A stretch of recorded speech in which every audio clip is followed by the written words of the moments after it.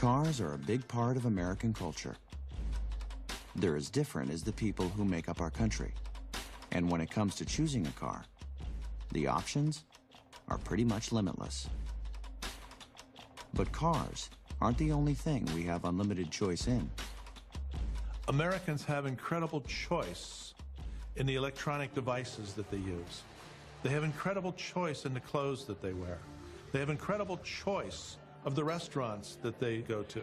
Incredible choice in grocery stores. Incredible choice in religious denominations that they want to practice.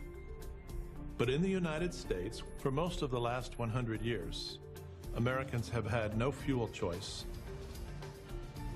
When it comes to one of our most important needs, oil, our lack of choice has serious consequences. This monopoly on our fuel supply is hurting us much worse than we realize. This is the story of oil and how we can finally break the monopoly and end our oil addiction.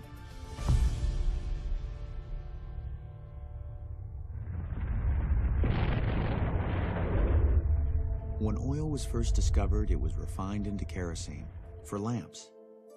It was used for illumination, not transportation. A young Cleveland businessman saw great potential. He realized that drilling for oil was risky, but refining oil was steady money, so he built his first refinery. His name was John D. Rockefeller.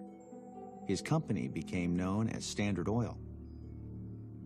By 1880, Rockefeller controlled over 90% of the U.S. oil business.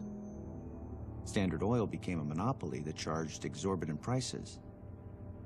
And eventually, the public got fed up. They demanded that President Theodore Roosevelt take action. He announced antitrust indictments against Standard Oil, and in 1911, the U.S. Supreme Court found the Standard Oil Company guilty of monopolizing the fuel market. The ruling splintered it into 34 powerful independent oil companies. And Rockefeller, who had stock in all the newly formed oil companies, became the richest man of the modern age.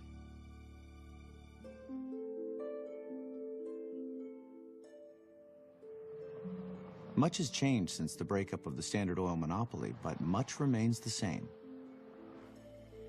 Americans still have no choice in fuel, and the companies that supply that fuel have immense power over our lives.